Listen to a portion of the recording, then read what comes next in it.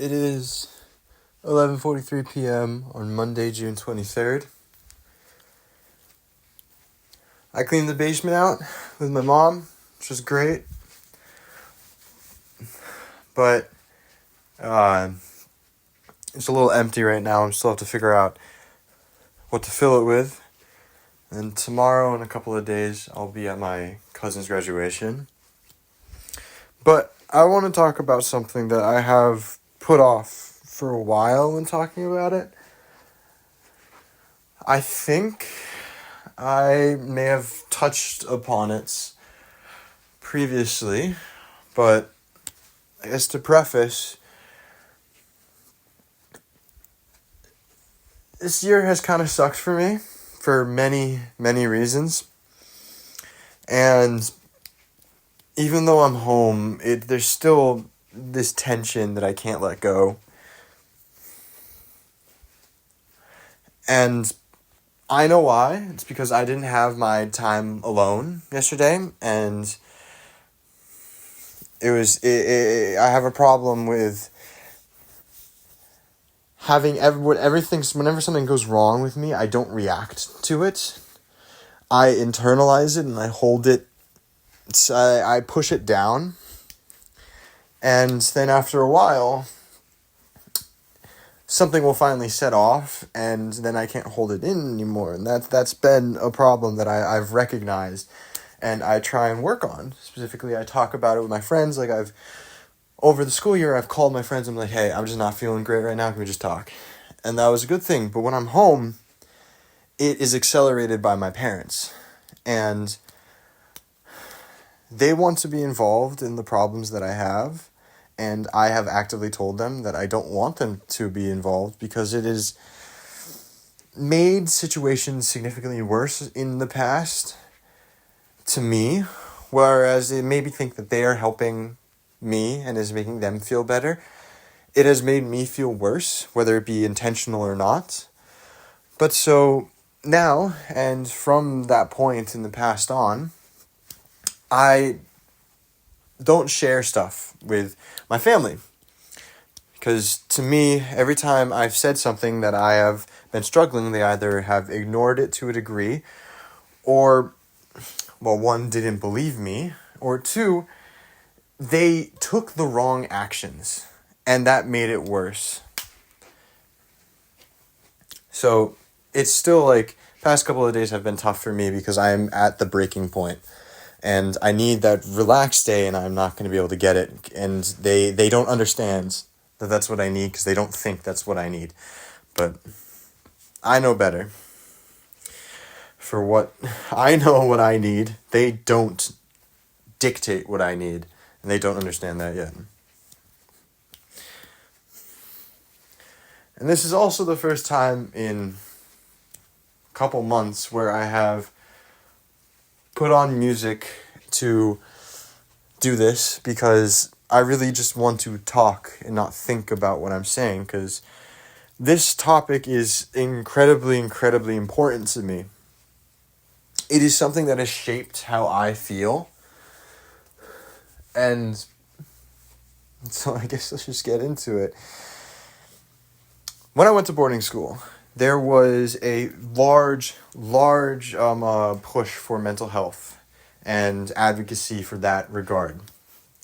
And it being a liberal arts boarding school, as some colleges are liberal arts, that just means, I don't really know what it means in regards, but there's less specialities, I guess. And it's more about getting around a broader education across a bunch of different subjects. So, if you go to a large school, you may not have to take any humanities courses like in history or a literature course, but in liberal arts, you generally do, even if your major may be computer science like me. But I went to a liberal arts school, and that usually makes it so that they are more conscious of the needs of the students. The way the philosophies work around, it's a little bit more conscious of it. And so we had a lot of seminars all the time about mental health and helping people with it, which sounds really great. And it is really great. And specifically what they would do is they would bring in speakers and talk about the disproportional Asian Americans, Asian students who have stress and anxiety to do well, because that is what they were taught and grown up, and it increases their stress and their mental health issues, which is great. It's something that needs to be pushed forward. And there's another time where they brought in a black activist, and they talked about how living in a society with systemic racism and implicit biases against people of color, that they are living in a significantly more stressed environment than everybody else, because they have to worry about things that other people who are not minorities have to deal with. And that is an insanely important message, especially within this current climate of polarization between the Republicans and the Democrats. It is incredibly important to talk about systemic injustices and these implicit biases that kill many people across the country, especially if you think about ICE in this current scenario. But I never fell into those categories. As you might hear, I live up north in the mountains, and I play hockey, which kind of dictates who I am as a person. And as you can hear, I'm definitely an American. And so I never fell into these groups where these people were advocating for their mental health and the issues that surround them, and I never fell into them. And it gave off the impression that because I was not Asian, or I was not a person of color, or I was not in the LGBTQ community, that I was not allowed to have these problems and complain about it. So I've talked about before how important grades are to me and how much I freak out and get angry when I don't do as well as I want. In this current scenario, I did not get into a program because I did not get perfect grades. Even though I had straight A's, I didn't have good enough grades to be able to get into the program I wanted to.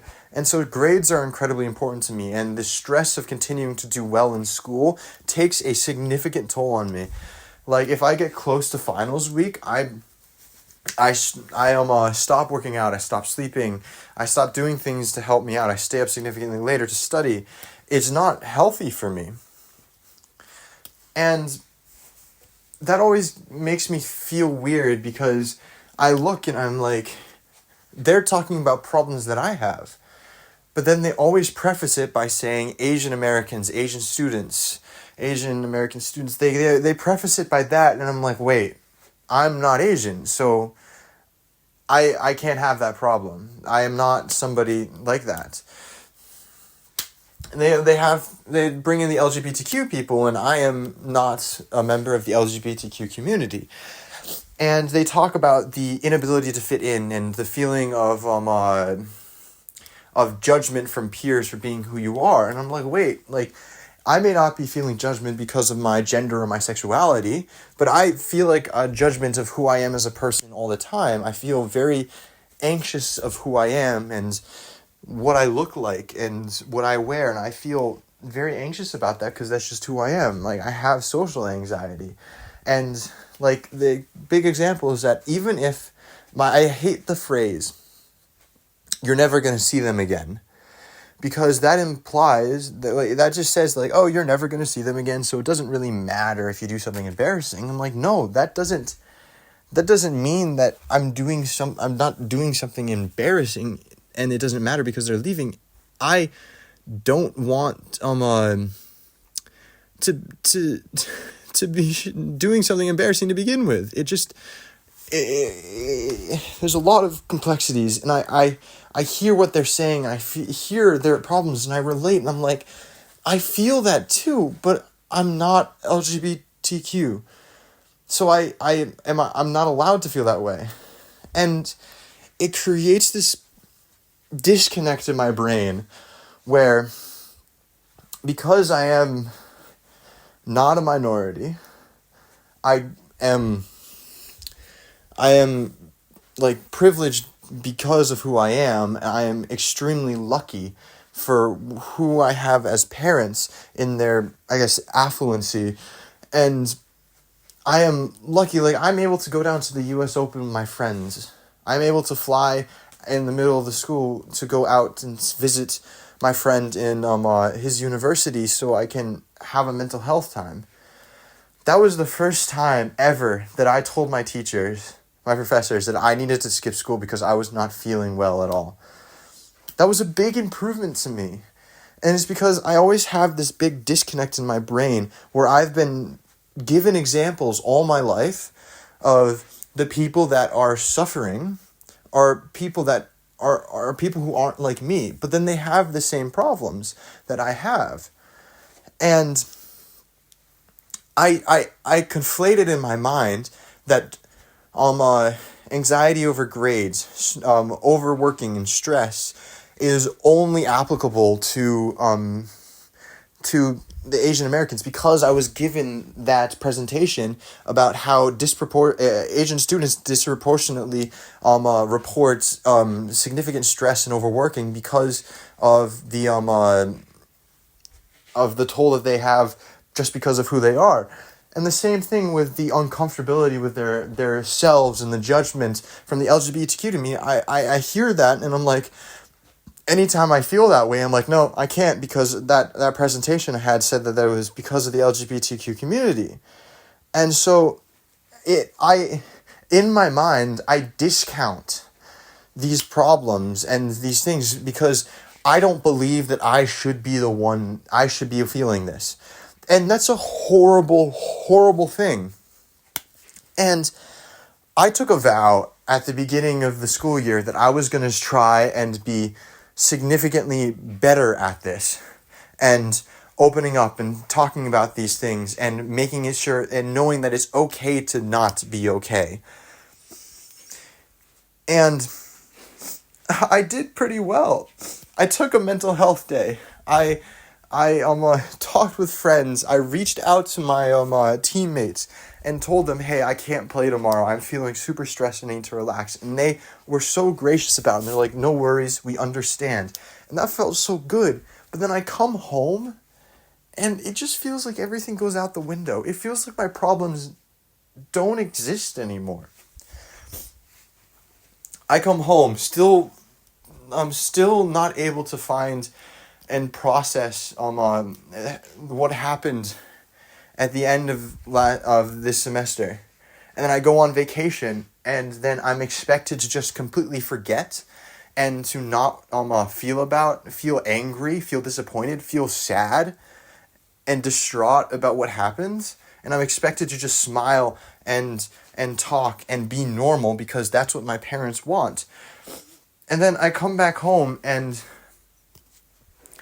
I get... They don't even apologize about taking my personal time away. The time that I have expressed that is important to me and that is able to make me recuperate and make me feel okay again. And I've told them, but they just don't listen. They don't believe. And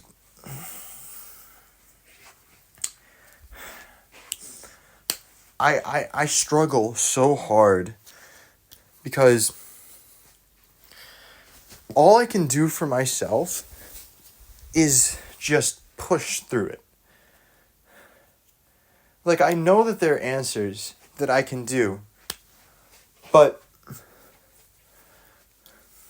to do them, I have to be alone. To do them, I would have to be in school, where I feel I can just do what I want when I want. I have no restrictions and no hovering entity over my head asking where I go and what I do. I feel independent. I feel like I'm the one doing it. I need to be alone to make these decisions. It's so complex in my mind. And it's issues I think I fix, but then I come home and it just crumbles away.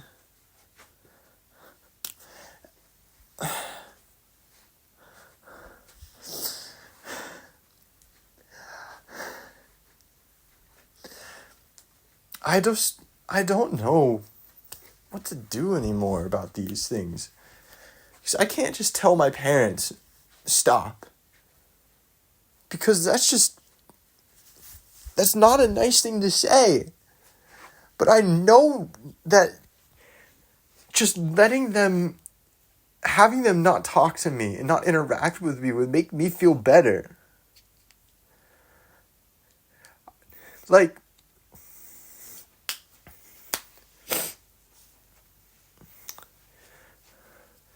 every time they try and bring up my problems, it makes it worse to me. I don't want them to help me. If I wanted their help, I would ask. That's what I need. I need them to be absent from my problems until I ask it.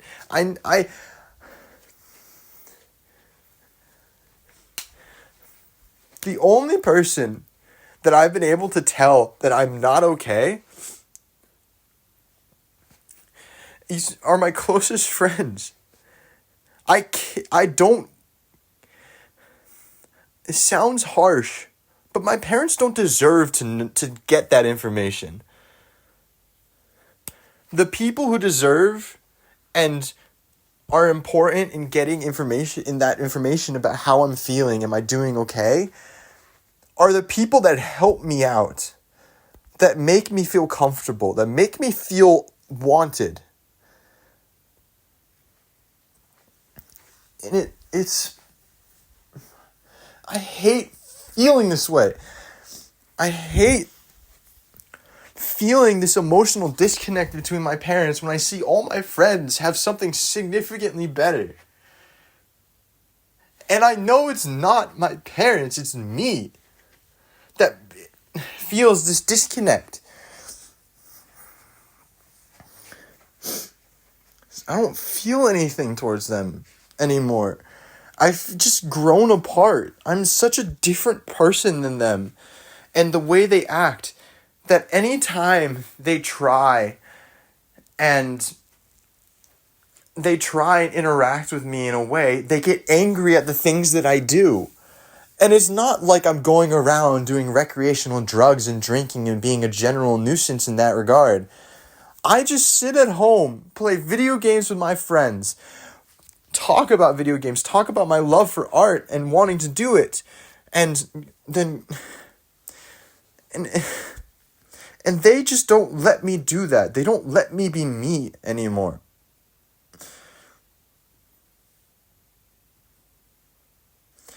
And it hurts. It hurts being around them. It was like today,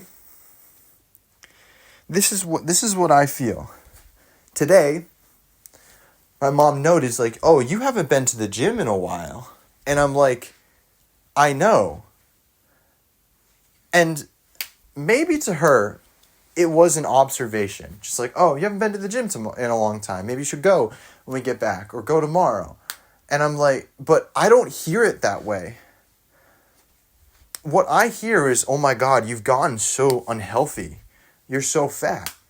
That's what I hear. And I know that's not true, but that's all I hear. If my friends or my teammates or anybody else told me, oh, you haven't been to the gym in a while, I would hear, oh yeah, I haven't gone to the gym in a while. Maybe I should go back to the gym. But with my parents, everything just feels like an attack. And I know it's not true, but I can't shake that feeling. I can't find a connection anymore.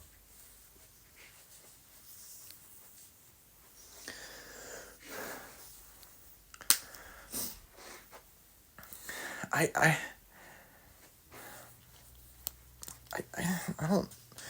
just feel like a horrible person because of that too. Every problem that I have has always boiled down to, well, other people have it more, so therefore I can't have that problem. Oh, I have money, so therefore I can't feel that way. And even so, like, the problems that I have with my parents, it boils down to, oh, it's just me being a piece of crap. Oh yeah, it's me being a horrible person and acting towards them. But I can't change who I am anymore. I can't be the person that they want me to be, because being who they want me to be would kill me.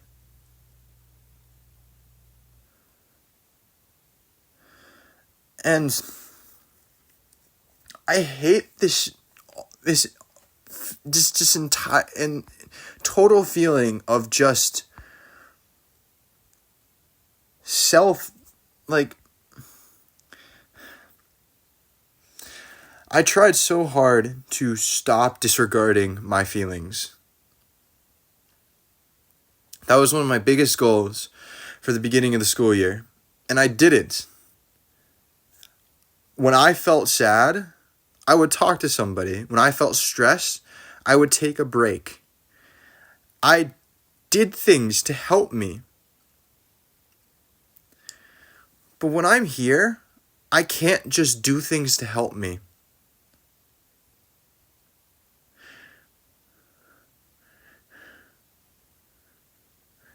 And people would say, well, why don't you just talk with them? And in my mind, it just feels like the situation is, why would I talk to the people that are actively making the situation worse?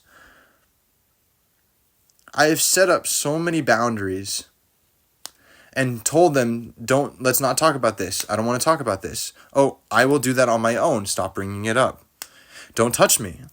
I don't like hugs. I don't like kisses. Don't touch me. I don't feel comfortable in that. And they keep making everything worse. I know how to do everything on my own for what I'm doing right now. Eventually, I'll be in a scenario where I'm like, okay, I got to find an apartment. That's going to be a difficult thing.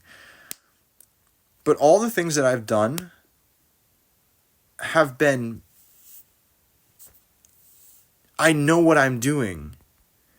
And their constant intrusion into my ways of doing things, it's unwelcome. I just have so many problems. And I try so hard to fix it.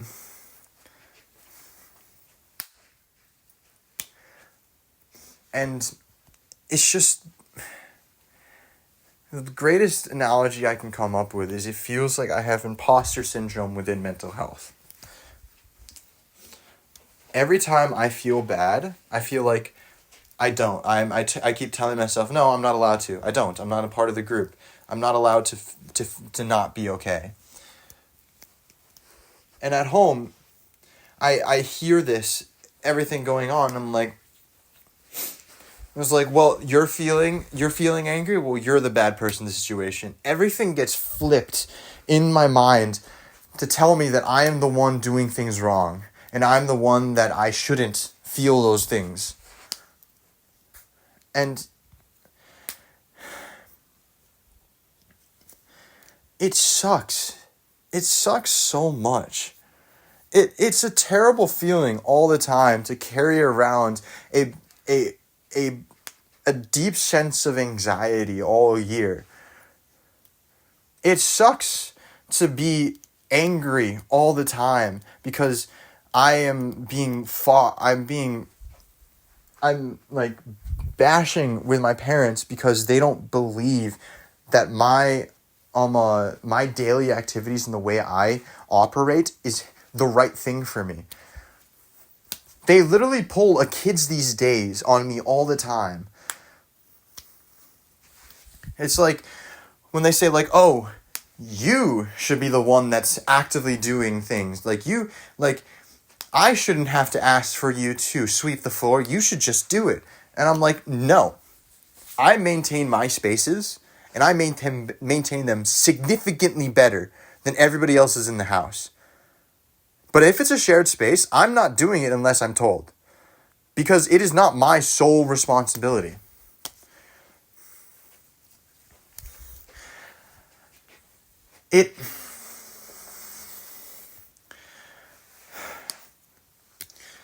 The idea of you should be the one asking for work is significantly outdated, especially in an economy where if you do your best, you are rewarded with more work, not a promotion. And even just doing yard work the entire year, I feel that way. If I'm good and fast about digging a stump or moving a rock, do you know what I'm going to get? I'm going to get another task. I'm not going to get, oh, that's great, you can go relax now. I worked from 9 a.m. to 6 today. And you know what? That was great. I actually really, really enjoyed cleaning out the basement. It was super fun for me. But any time that I just sat on my phone, my mom would yell at me. And that's not how you do it. If I wanted to relax for 15 minutes, I would relax for 15 minutes. And then I would get back to work. It's just like, I can't deal with them anymore. And half of this is just being a built-up of emotion, like I already talked about. And half of it is just that latent problems that I have coming home. When I come home for Thanksgiving, when I come home for fall break, that is the max amount of time where I just feel okay about it. Coming home from Thanksgiving, I was stressed out of my mind and I was freaking out about everything. That was fine. That was mostly fine because my sister was also home. Winter break was just off because I do my own thing and yet I have been told like, oh, well, you say that like when you come home from winter break, you want to do the first 3 days off and then you want to have the last 3 days off. And then it's like, I'm like, yes, it's my freaking vacation.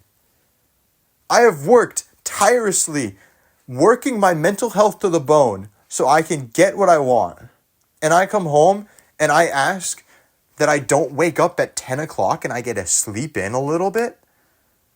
And I'm the bad guy. And I'm the one being shamed for that. And I'm the one feeling like the piece of crap for even having that thought. And then spring break, not to mention spring break. I had just come off the worst news of my entire life so far. The persistent asking of questions like, yeah, what do you do now? You got to do something now. You're going to do something now, right? And then coming off of missing significant amount of school for going to nationals. And I come home and you're looking for a job. I was so sad. I was on the verge of a breakdown the entire day, every single day of that vacation. I could not wait to go back to school to leave them and be gone from them. Because I couldn't deal with the persistent, oh, okay, what are you going to do now? Just move on. You'll be fine. Move on. Doors will open when doors close. I'm like, no, you got to let me process this information. I spent the last 3 years of my life hoping that I could get into this program and working so hard that I isolated. I don't want to talk about it. I worked so hard and then I just get expected to move on. And then I am the bad guy for still feeling sad about it. Everything that I feel and everything that I have is just backwards. When I do feel sad, I tell myself that I can't because I'm an imposter in my own mental health. And then when I'm home and I feel sad and I show it to the people that are supposed to understand it, I am told that you got to stop and you just got to deal with it. And then they get mad at me for when I actually show my emotion. And then they get mad at me for when I don't. It is a cycle of just torment for me where I can't show my emotion because then they get mad at me for not having a fun time. But then when I don't talk about those things, they constantly bring it up and agitate me about it. And when I tell them, no, I don't want to talk about it because this is an active thing that I feel very discomfort in and I don't want to talk about it, then they get mad at me. And then when they get mad at them for pushing the boundaries that I have set, then they go up to me and it's like, listen, I don't appreciate that. And I can't deal with it anymore. It's just this constant tension in my life that I tried so hard to fix, that my brain has actively been working against me, that my parents have been actively working against me in the past years. And I can't escape it.